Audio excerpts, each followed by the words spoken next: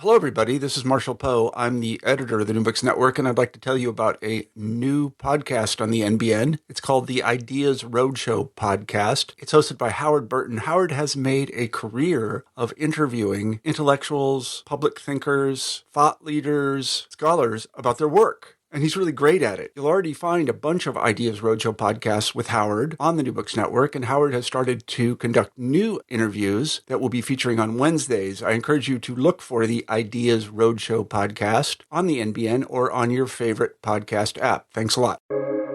Welcome to the New Books Network. Hello, everybody, and welcome to New Books in Economics, a podcast channel from the New Books Network. I'm Peter Lawrenson, an associate professor of economics at the University of San Francisco. My guest today is Professor Emily Oster, a professor of economics at Brown University. We're going to discuss her new book, The Family Firm, a data-driven guide to better decision-making in the early school years. Okay, so Emily, welcome. It's great to have you here. Thanks so much for having me. I'm excited to be here. Yeah, it's been following your books for years now. Although unfortunately, your kids are just like 2 years younger than mine, so your advice is always comes just a little bit after I actually wanted it. Very frustrating. Yes, then you can find out what you did wrong or exactly, right. or what I shouldn't have worried about. I feel like that's, to jump ahead a little bit, that's my main takeaway from a lot of the books is like, probably shouldn't worry so much about all these things because there's not a perfect solution, and the data does not actually, contrary to all the strong opinions on the playground from the other parents, the data does not really give us an ironclad, this will destroy your child kind of answer. Anyway, I'm stealing your thunder. So anyway, right. So you've done 2 books now on sort of related topics, focusing on earlier phases of life, pregnancy and early childhood, and what the data tells us about. So what is this book about? Why do we need one more book? Didn't you already teach us everything that economists have to teach us about thinking about this stuff? Maybe. But this book is about older kids. And so it's really about the sort of phase of life where your kids are what I call the early school years. So kind of like the ages of 5 to 12. And, I think it shares features with the earlier books in the sense that there's a fair amount of data. And, in this case, it's data about things like schools and extracurriculars and sleep and food, sort of a lot of the things that come up in these older kid areas. But a lot of the book is also about decision making and thinking deliberately about the logistics and the kind of lifestyle that your family wants to have. And in some ways, it's a little different than the other books. It's a little different from the data piece. But I think it is especially important in this era of life in which the sort of reactive parenting that maybe we did more of when our kids were little, it can be more complicated because the logistics get more diverse, more confusing. And so some of the book is really about trying to help parents kind of work through that piece. Okay, well, that definitely sounds useful. I know I have 3 kids, so our life is a kind of constant scramble of kind of trying to keep track of things and trade off, do we want to invest in, this extracurricular or that activity, or like how important is it to take care of, at this point, like, especially with COVID, it's like, do I even need to do a dentist appointment with him? Like right now, could I wait a few months? Because there's just so many other things to do. So tell us about your framework, the 4 Fs. So the 4 Fs, the idea is that, as a kind of family decision-making unit, we often face decisions, or we sometimes at least face big decisions. And the 4 Fs is a way to structure our approach to those decisions. And so I think sometimes we are stuck at the moment of like, I don't know how to make this choice or how to think about this choice. And so the idea here is to have some kind of structure, and this particular structure starts with the idea of framing the question, of being very explicit about the choices that you have, and actually outlining, should I do X or Y? Should I do the first thing or the second thing? Not, what should I do? Which is not a specific enough question to really be answerable. So you kind of think about exactly what your question is, and then do some fact finding, some information gathering. Some of that may be about logistics. Some of that may be about data. Some of that may be about what your kids want to do. There's like a lot of pieces that come into this. The idea is to get to a place where you know all the information that you could need to try to make this decision. The third step is final decision, to set a time, to set a sort of moment at which your family is going to actually make this choice. And the reason I tell people to be explicit about that is because I think, especially when choices are hard, it can be tempting to just never make them, to just keep getting more information and thinking about it and thinking about this and thinking about that. And if you have a plan that says there's going to be a moment at which I have all the information I think is relevant, and I'm going to sit down and with it all together with the decision makers, and we're going to make a decision, it is then easier to move on. And then the last piece is follow-up. I think in a lot of our parenting decisions, we get into a place where we start to think every decision we make, we're only going to have to make once. We're only going to make it, and then we're not going to go back and think about it again. But there's actually, in a lot of the things we do, I think there's a need to, at some point, think about whether it was the right decision. And I think if we plan to do that, if we say, okay, we're going to enroll in this extracurricular, but then at the end of the year, we're going to discuss, was that the right thing to do? If we plan that follow-up, we run less of a risk of sort of all ending up kind of at the end of the day doing something that we all thought was a bad idea, but we were only doing because we did it before. So that's the 4 Fs. That's interesting. I was thinking with the 3 Fs, I was actually initially thinking you were saying more like making a decision and then stopping thinking about it, because I certainly know for myself and many other neurotic analytical people, there's kind of it's not that you don't make the decision. Some decisions you kind of have to make because you have to move forward, but then you can kind of always keep changing your mind or thinking about it again, like, oh, should we have done that? Maybe we should do something different. Let's gather more data, and kind of keep being preoccupied with it when maybe it's better to move on. Yeah, I mean, I think these things are not in conflict in the sense that I think what you're doing is you haven't really made a decision there. So there's a moment of kind of saying, I'm going to make a decision and then I'm going to move on. But instead of revisiting that decision every 3 days, when some other thing comes up, I'm going to set a time to revisit. I'm going to explicitly decide I will revisit this decision. I'm going to get a chance to revisit this decision in blah, blah, blah time frame. And at that point, I will get to think about it again. And I think having that may mean that you're less tempted to revisit the decision in every moment because you're going to kind of revisit it in this. You have a plan to revisit it. You have an opportunity to worry about it later. Right. So giving yourself leeway to just say, yeah, just not think about everything all the time, but by having planned when it will happen, then you don't have to think about it in the meantime. So why don't you, as you mentioned that, the book is motivated kind of by your experience teaching MBAs earlier in your career and kind of those kinds of frameworks. So, and of course, MBAs are famous for being really into case studies. And I think pedagogically, well, to the extent that any educational theory, educational research can be a little bit spotty, but it seems like people remember stories. So I love that you start in your book with the example, a case study of thinking about redshirting your kids in kindergarten. And just for listeners, if you're interested in this topic personally, you should buy the book, but also Emily has a short version of that on her newsletter, which is, I think it's free and it is free and archived. So you can just go there and get the quick version of this. But first, why don't you talk us through like how do we apply the 4 Fs in the context of this redshirting decision? Yeah, so let's sort of start by just setting the stage for people who do not have who have no idea what we're talking about. So redshirting is the idea of holding your kid back a year from kindergarten, so keeping them out and entering them in school later. And this has become sort of more common over time. So it used to be basically everyone just kind of started school when they were supposed to start school, but it is now, I think more common for families to decide they're going to hold their kid back. And the idea there is then they will be older, they'll be more ready for kindergarten. The traditional use of redshirt is in college sports, where the idea is to be physically larger so you can hit people harder. In football, I don't think that's what people are aiming for in kindergarten redshirting, but the idea of sort of being bigger, being older is in there. So I sort of suggest to people, okay, why don't you start by framing the question, start by thinking about is this really a kind of viable option? Or is this really a question we need to ask?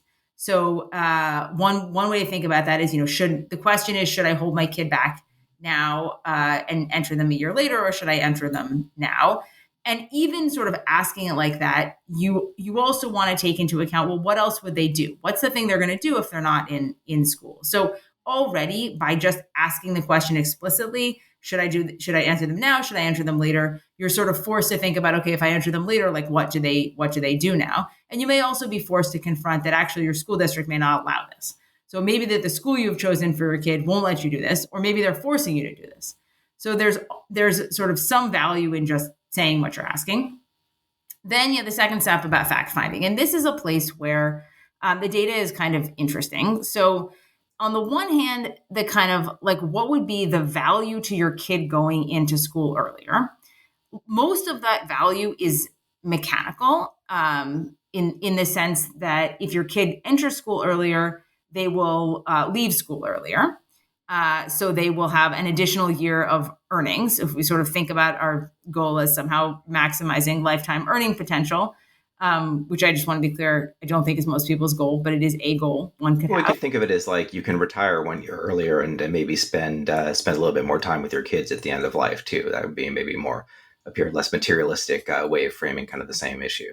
Yeah, or you have So I think that's fair. So at any rate, you're sort of like everything gets moved up a year in this world, and so I think that's kind of the big sort of argument for sending your kid on time, other than just that's the default. So I think there's a sense in which like we should assume that you're going to send your kid on time unless there's some reason, some sort of compelling or notable reason not to. When we look at, what would be the evidence for, what would be the reason for redshirting, I think that the kind of, this is a very hard question to answer for reasons that I think, will not be surprising to you, Peter, which is that you can't just compare kids who entered school at different ages because the age of entry is endogenous. So it's not really possible to just say, okay, let me compare the older kids to the younger kids, because of course, it wasn't random who's old and young. So the best kind of research on this is using differences in birth dates, is to using the fact that kids who are born in August are on average going to enter school younger if there's a September start date than kids who are born in January, because most kids do enter at the default time. And so then studies have tried to evaluate the impacts for kids, or the outcomes for kids rather, across these different birth months. And, and when they do that, what they find, I think the most striking thing for me is the fact that diagnoses of ADHD and other behavioral issues of that nature are much higher for kids who enter younger. And that because we're sort of interpreting that causally, we can kind of interpret it as the idea that we can interpret it as suggesting that it is the fact that they entered younger that is resulting in the ADHD diagnoses, not some other endogenous thing. And so I think that that is a potential argument for redshirting. Does that make sense? Yeah, although actually, as an aside, I think if I'm remembering correctly, those studies were raised, or certainly when I've seen news media versions of them, which may not be right. One of the takeaways from there also is that a lot of the ADHD diagnoses, basically they're diagnosing people for being young, squirmy kids, which some people may be because actually their chronological age is a little bit less, which is what they're pointing out there. So if you just take a younger kid and put them in a higher grade, they look ADHD when actually they're just younger.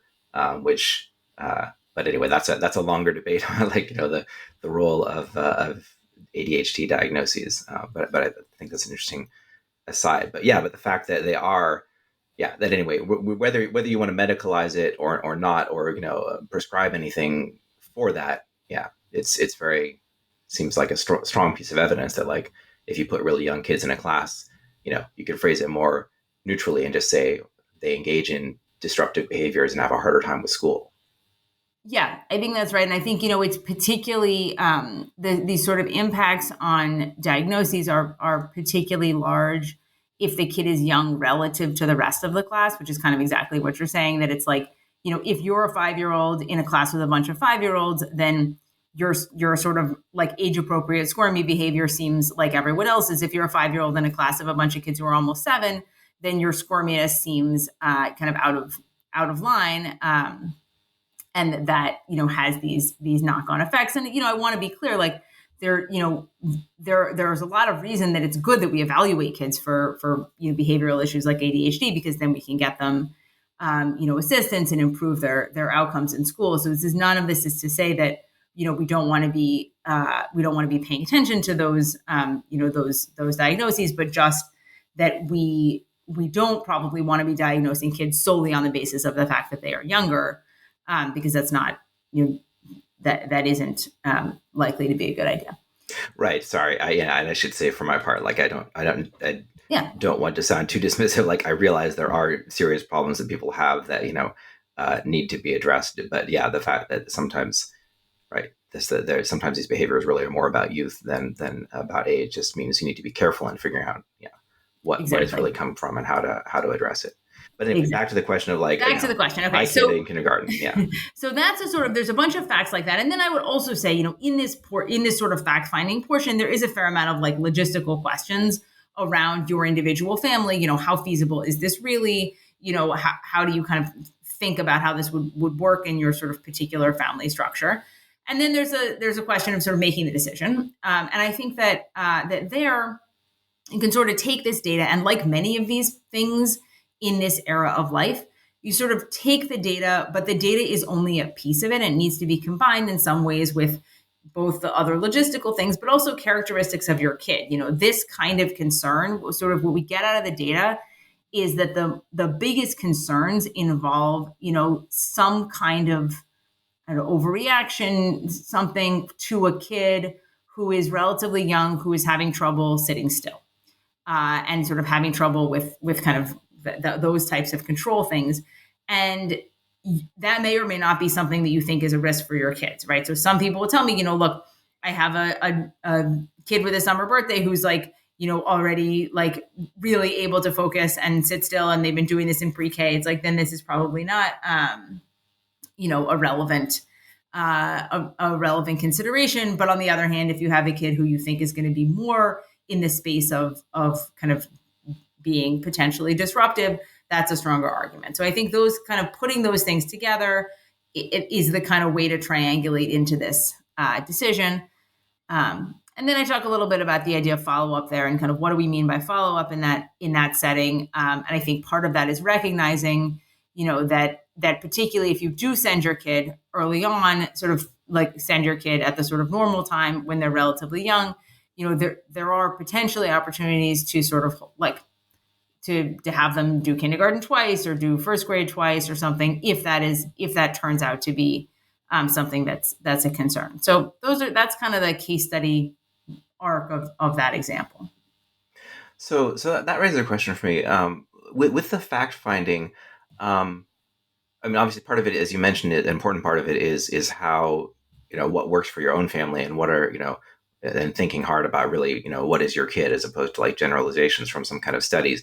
But also, you and I are social science PhDs, so we obsess about this all the time. But like, I assume most of your readers are, more like, NPR listening, New York Times reading, educated people, but they're not necessarily trained in studying medical or social science research. So how if you're that kind of person, how do you figure out? Obviously, if Professor Oster has written a book on it, you read that book or that chapter. But if there's not, how do you figure out like what is the credible research on a topic, like which?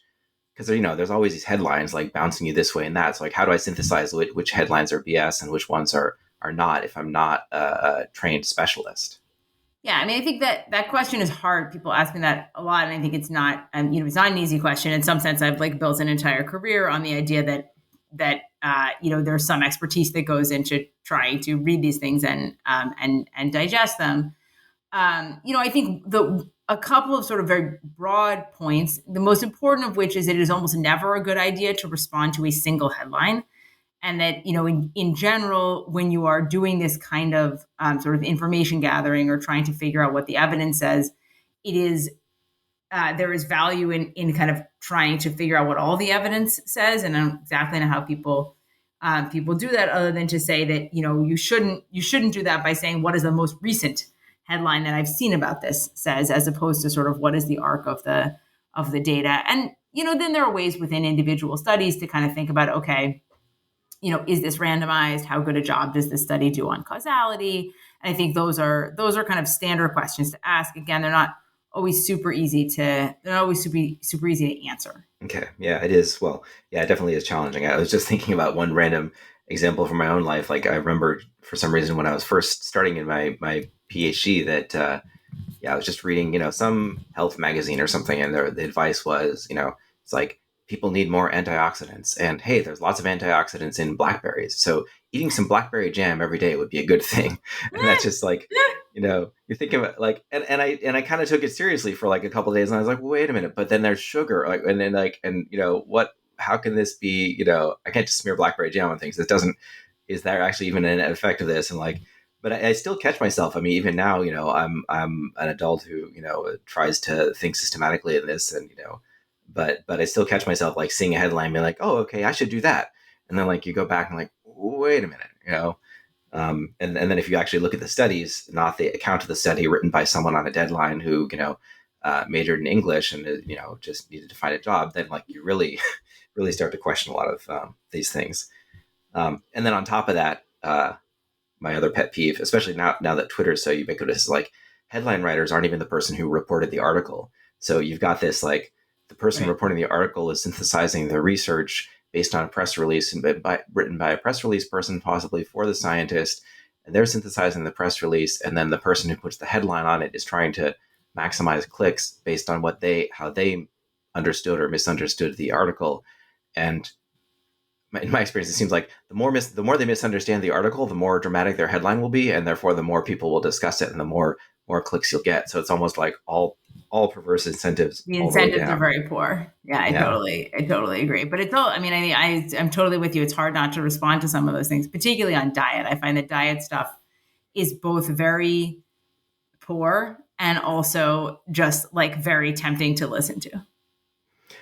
Yes, because not many of us feel like our diet is perfect. Right. Agreed. So why don't you talk me through, just because it's one I'm thinking about, talk me through what your chapter on extracurriculars. What do you discuss in that one, since that's something that's very relevant for older kids, and honestly, even like, not just up through 12, but going through high school. Yeah, so I mean, I talk a lot in the chapter on extracurriculars. I talk about like individual things, and what do we kind of, is doing music going to make your kid good at math, or like is doing sports going to make your kid, like very healthy in the long term. But I think that there are a lot of reasons people think about enrolling their kids in extracurriculars, and there is this sort of pre-professional nature of a lot of extracurriculars of late, where some of the reasoning seems to be things like, I should enroll my kid in this thing because like then they're going to get to do this in college, and this is like their key to college or whatever it is.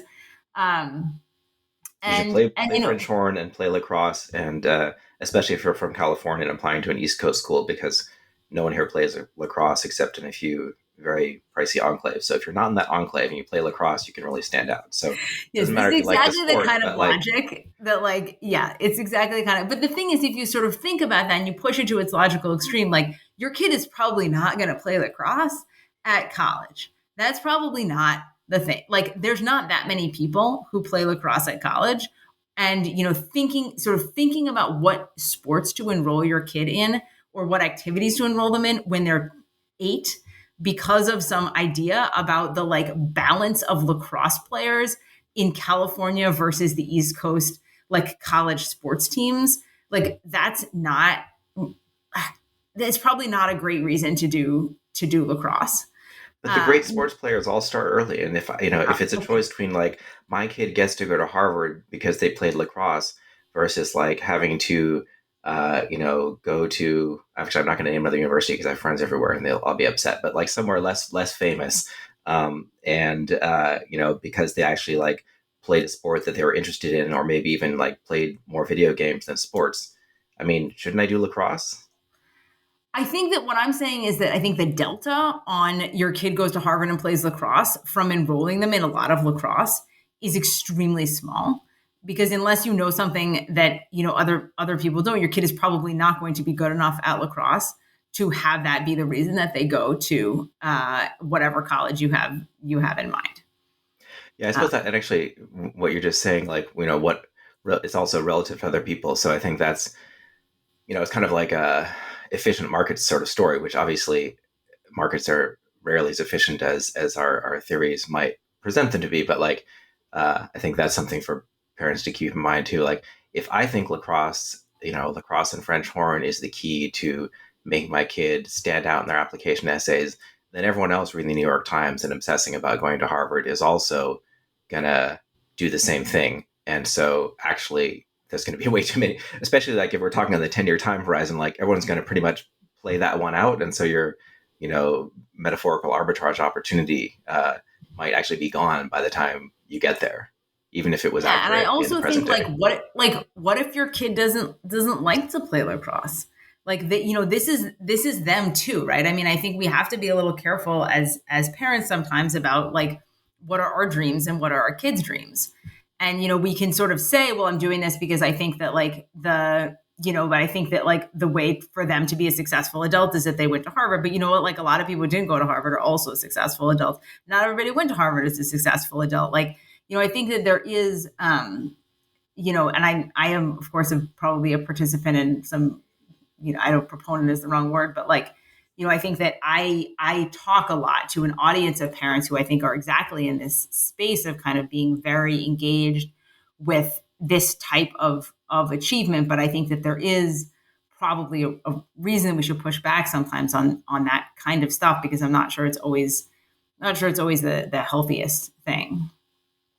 Yeah. And again, just to defend myself, I'm being a little bit of a devil's advocate here. I'm not actually. No, I agree. I'm not looking for your kid out on the lacrosse pitch or whatever field. I don't know. It's been an interesting, it's an interesting balance to try to. I love that phrase, by the way. What are our dreams and what are our kids' dreams? I think that's really important. Actually, like when I saw some of the initial instant reactions, again, mainly to the title of the book, or like the press blurb.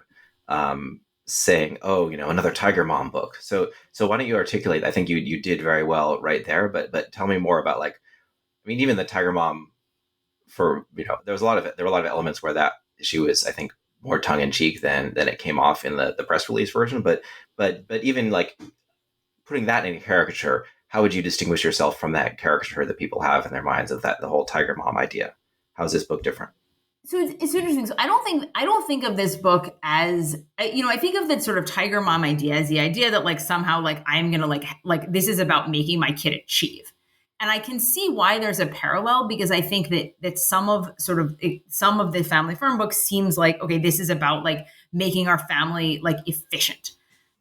But the goal of the sort of like making our family efficient or making our family work better in this case is actually not about sort of getting your kid to achieve something. I think it's much more about sort of crafting using structure to craft a life that you like. And so let me give you one sort of kind of weird example, because people sometimes ask me like, well, what if I'm a really flexible person? What if I'm a person who just wants to like be flexible and do fun stuff? And like, I'm not like a weirdo business school professor like you, like what is wrong with you? When you have kids this age, and let's say that as part of your like flexible like lifestyle, you want every weekend to be free. You want it to be the case that when you guys get up in the morning on Saturday, you don't want any structure. You don't want to be going to soccer games and violin lessons and other stuff. Like you just want to like be able to get up. And if you guys want to like, drive off to some like, overnight camping hike or go to the beach or do whatever, like you want that to be free. And I think that's like awesome. If you don't articulate that and you don't decide that that is a priority for your family, then many weekends with school-age kids, you will wake up and be like, let's go to the beach. And your kids will be like, I have to be at Dave & Buster's at, Phil's birthday party at 2. And the other kid will be like, oh, but I have this other thing. And so somehow, like, because one time you agreed to do the birthday party at Dave & Buster's like 6 weeks ago when you weren't thinking about it, because you hadn't said, I want every weekend free, you then somehow find that you haven't achieved that. And so I think in some ways, a lot of the book is about saying, hey, you need to decide what is going to be important to you, and not just in this big picture kind of like value sense, but also in terms of like the day to day, like what are the things that you want to do. And it sounds really clinical to say you should like write that down, but if you write it down, then you are in a better position to accomplish it. And I think that's really the pitch here. The pitch is not like, make sure you're scheduled so your kids can get like both French horn and lacrosse in on the same day because you've done such a great job with your spreadsheets. It may be that what you want to do with your spreadsheets is just decide, we're not doing anything on the weekends except hanging out together. But actually saying that can help you make that a reality, not just like some dream that you have. Right. So it's just, starting with that big picture and going from there. I think that does, differ from kind of a sort of narrow view of how people treat economics kind of optimization, or maybe, how it kind of was for some people, like kind of the 50s rocket science era, where like, we just need the right equation. We can like trade off, assign this many utility points to, soccer practice, and this many utility points to reading the newspaper, and this many utility points to like having time to cook a fancy breakfast. And then we will optimize. And we just need I think when you mention spreadsheets, I think people start to imagine you're actually like running the numbers in some sense. Right. No, actually, it's not so much. It's just that you can put your daily schedule in a thing that looks like a spreadsheet.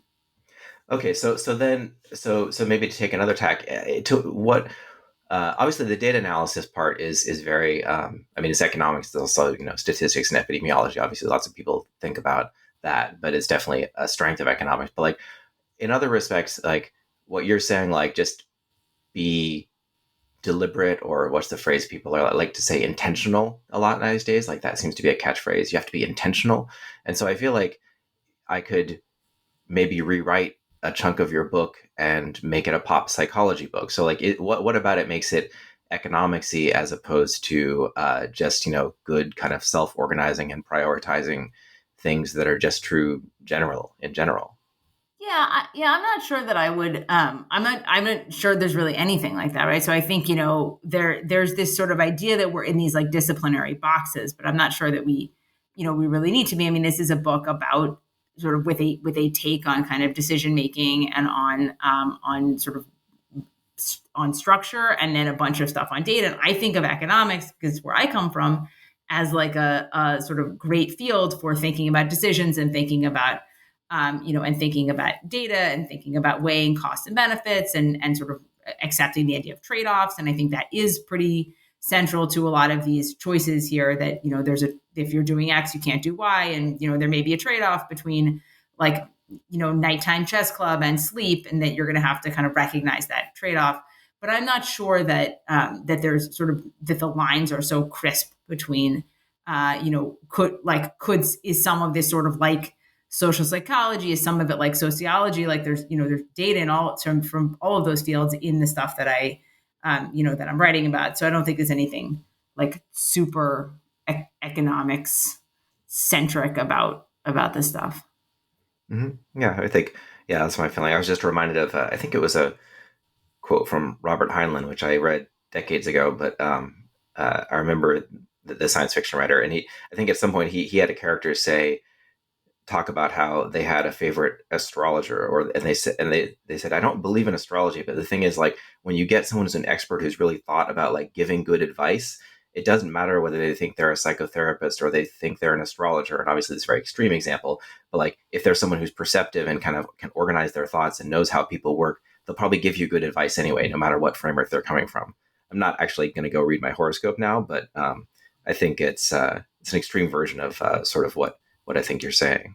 Yeah. And I mean, I think there are, I was talking to somebody last night, and they were explaining sort of like a version of kind of the advice that I had given that they had gotten effectively from their marital therapist, right? It was like, well, the therapist said, so I was like, yeah, that's very similar. It's not exactly the same. The frame is a little bit different, but the sort of basic insights and the sort of basic idea of like good decision-making it's not like a lot of people can have those kind of insights. Mm-hmm. So another, Twitter pushback thing that struck me is people felt that there were some people who felt like it was just too much, like that this is, all the spreadsheeting and organizing and prioritizing and family meetings one after another. Like, they're saying, oh, this is feasible for like, families that are basically, stable and facing, the usual small scale crises of life. But like, once you get like a severe, medical or health problem or, financial crisis, then there's just no way you could do any of this. It's all going to be out the window. So, what do you think of that? Is this like too much to ask of people, just or should everyone be aspiring to do this? So, I mean, I think there's sort of two parts of that. So one is like, like with any businessy book, there's a pretty elaborate framework. And I think that it's hard, not everyone is going to do every piece of that.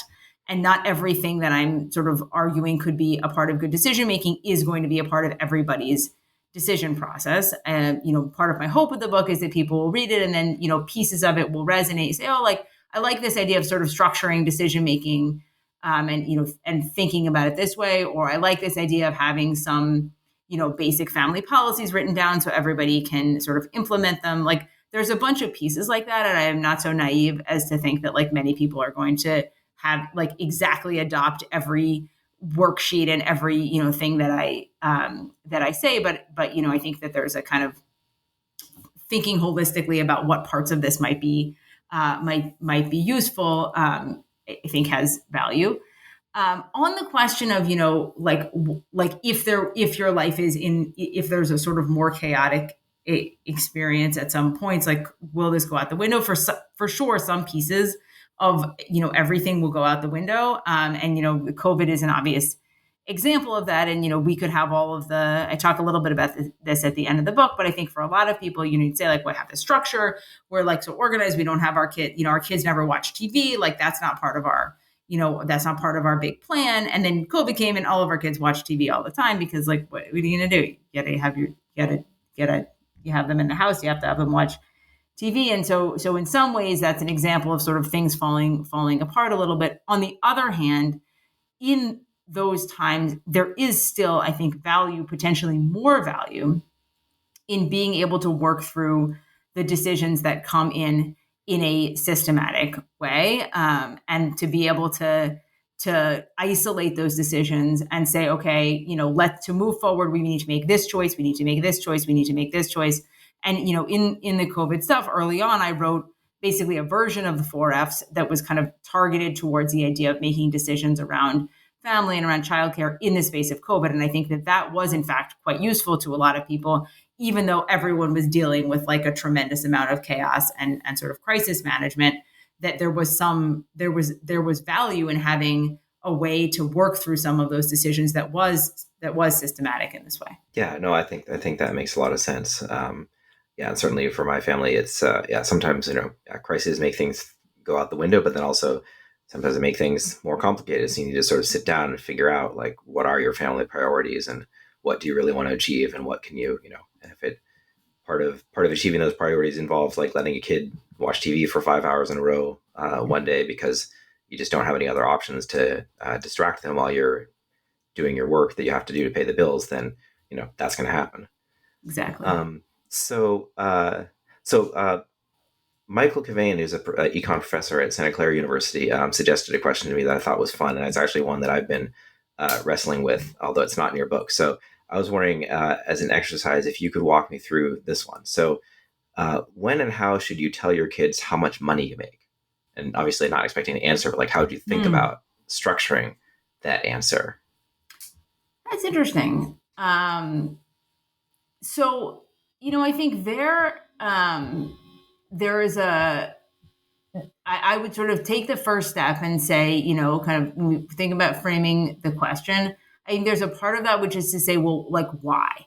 Why? Like, of course, one version of this question is, should I tell my kids when they're 8? Should I tell my kids when they're 10? Should I tell my kids there? But I think you need to kind of step back first and say, like, what am I trying to achieve with telling them this? Why would I tell them? Well, I mean, I'll say like my 8-year-old is like asking, they're like, how much money do we make? He's really like, obsessed with money. Like just the idea of like, how much money does that pay? How much does this cost? Like, So part of it is, if they're asking, then how do you respond to that?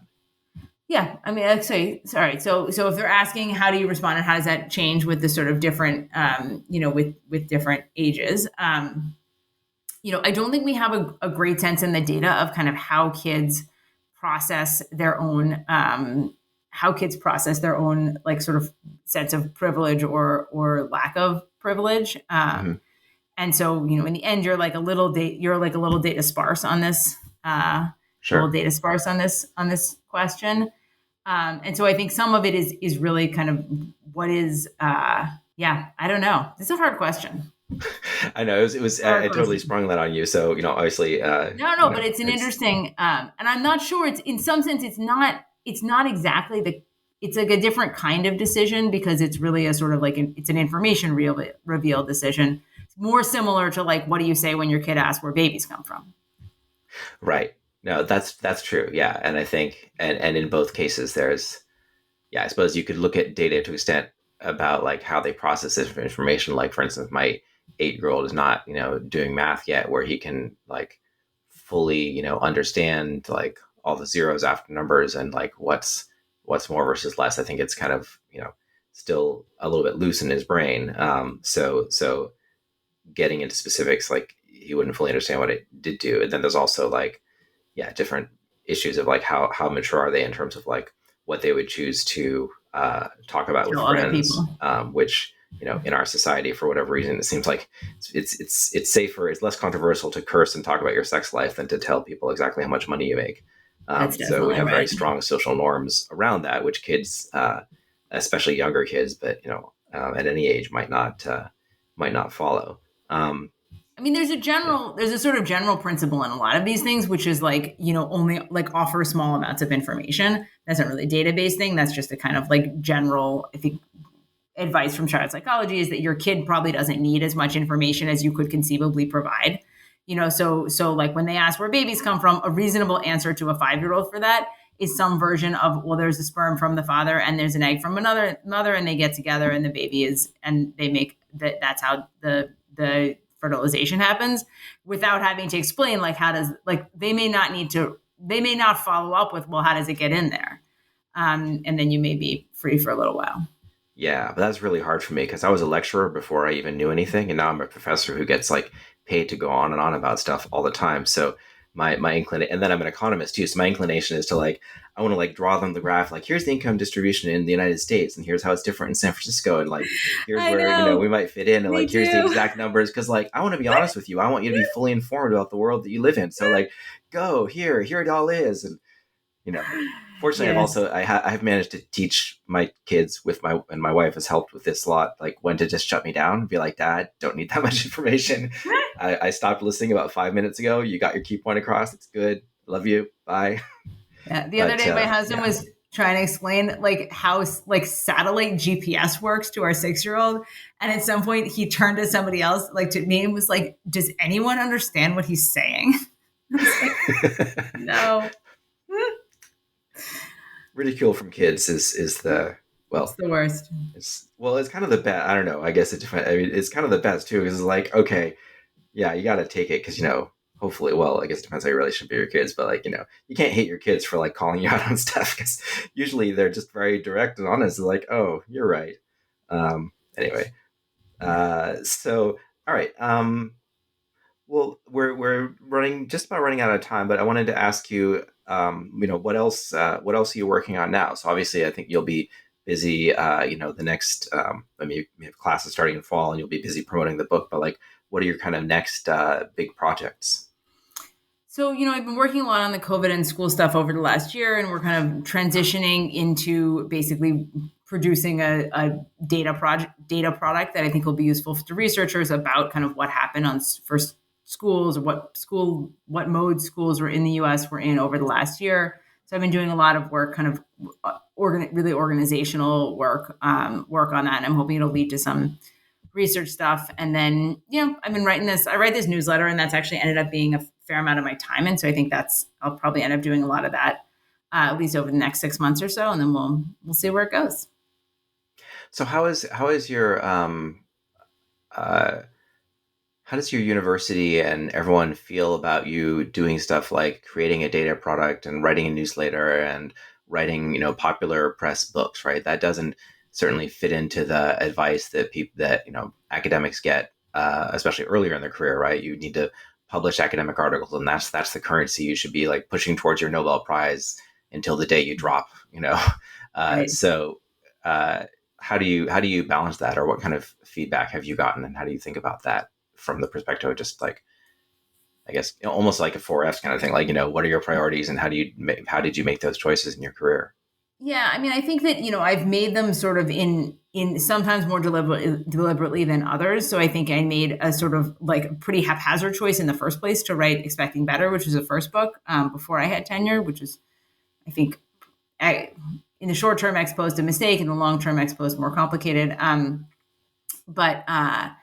But then I've made sort of more deliberate choices. So the decision to write Crib Sheet, and then ultimately to write this book, and kind of it meant leaning into that particular identity. And the university has been very supportive. I think some of the some of this kind of data work has led to research, and I think will lead to research for others, for me. So I think that's kind of a more standard. I think that's sort of more standard than the books. But I do a lot of administrative stuff at the university. So I chaired the tenure and promotions committee.